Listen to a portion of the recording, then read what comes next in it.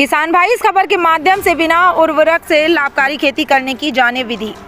कन्नौज जिला कृषि अधिकारी आवेश कुमार ने किसानों से अपील करते हुए कहा कि किसान भाई सरकार की मंशा के माध्यम से उर्वरक खाद की मात्रा को कम करने के लिए नया सुझाव दिया जा रहा है, जिसे पूरी विधि से अपना कर पालन करते हुए लाभकारी खेती करने वाली विधि अपनाएं और कम लागत में खेती करते हुए पूर्ण फायदा उठाएं, जिससे कम लागत से खेती में पूरा लाभ उठाएं। आइए जानते हैं जिला कृषि अधिकारी ने क्या कुछ कहा, पूरी खबर सुनने की कोशिश करें।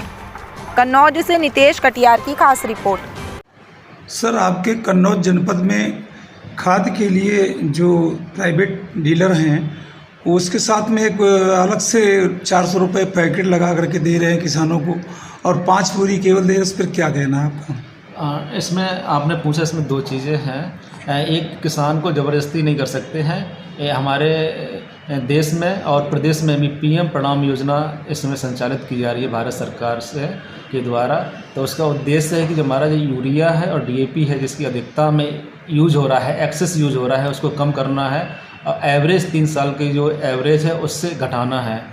तो अगर किसान मोटिवेट करके ही देना चाहिए दुकानदार को, अगर ज़बरदस्ती करता है तो वो गलत है। अभी हमारे द्वारा एक कार्रवाई इस तरीके की गई है, किसान द्वारा शिकायत की गई थी। लेकिन मेरी अपील यही है किसान भाइयों से, जो यूरिया डीएपी का जो संतुलित मात्रा है वही उपयोग की जाए। उसके अलावा तमाम वैकल्पिक हैं। डीएपी की जगह पे एनपीके बहुत अच्छा विकल्प है, पोटाश की जरूरत नहीं पड़ती है, सिंगल सुपर फास्फेट है बहुत अच्छा है, सल्फ़र है, माइक्रो न्यूट्रिएंट्स है, इनके अलावा प्रोम है, बर्मी कंपोस्ट है।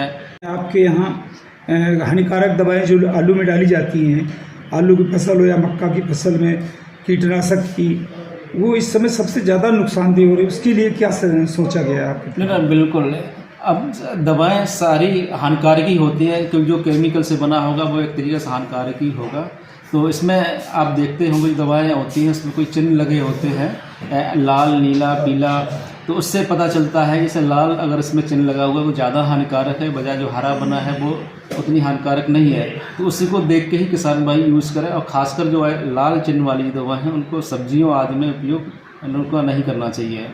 और बाकी जो किसान भाई को चाहिए जो जैविक है क्रियाएं हैं उनको अपनाएं, सीधे तुरंत दवा का प्रयोग ना करें। एक लेवल होता है, थ्रेशोल्ड लेवल बोलते हैं, उस सीमा से अगर ज़्यादा कीट लग जाते हैं, रोग हो जाता है, तभी दवाइयों का उपयोग करें।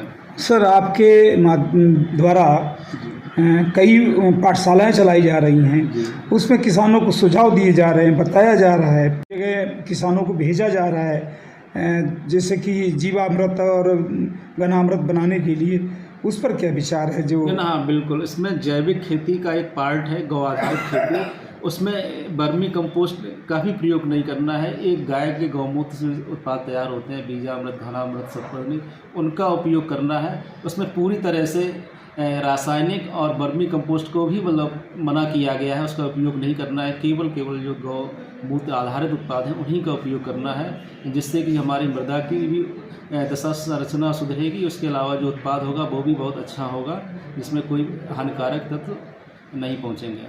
थैंक यू, धन्यवाद। जैसे कि यूरिया की मात्रा जब किसानों के लिए कम कर दी जा रही है सरकार के द्वारा, तो इसके साथ किसान कौन सी चीज़ का प्रयोग करें जिससे कि खेतों में फसल की पर्याप्त मात्रा का लाभ ले सकें?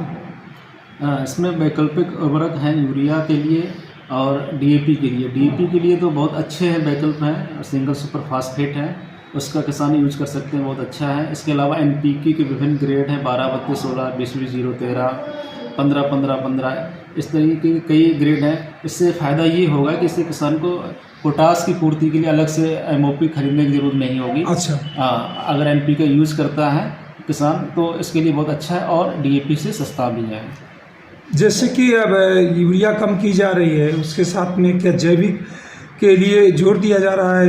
तो जैविक किसान यूज नहीं कर रहा है, इसके लिए क्या करना चाहिए? ना, एक साथ सरकार का उद्देश्य है कि जो हानिकारक प्रभाव आ रहे हैं ज़मीन पे, उसके रेजिडुअल इफेक्ट आ रहे हैं उत्पाद में, उसको कम करने के लिए ये आवश्यक है कि यूरिया और डीएपी की जो असंतुलित मात्रा या अधिकाधिक प्रयोग किया जा रहा है किसान भाइयों द्वारा, उसको कम किया जाना है। तो विकल्प भी सुझाए हैं। इसमें भाई गोबर की खाद 10 से 12 टन प्रति हेक्टेयर डालेंगे, उससे फ़ायदा भी मिलेगा, उससे भी सभी पोषक तत्वों की पूर्ति होगी। इसके अलावा हमारा बर्मी कंपोस्ट है, 5 से 6 टन प्रति हेक्टेयर अगर डालेंगे तो उससे फ़ायदा मिलेगा। इसके अलावा जैविक काफ़ी उत्पाद हैं, प्रोम है, बायो फर्टिलाइज़र में है, एजेटोबैक्टर है, माइकोराइजा है, इनका प्रयोग करके किसान भाई अधिक लाभ ले सकते हैं। सरकार का उद्देश्य है धीरे धीरे इसको कम करना है, एक साथ नहीं कम करना है।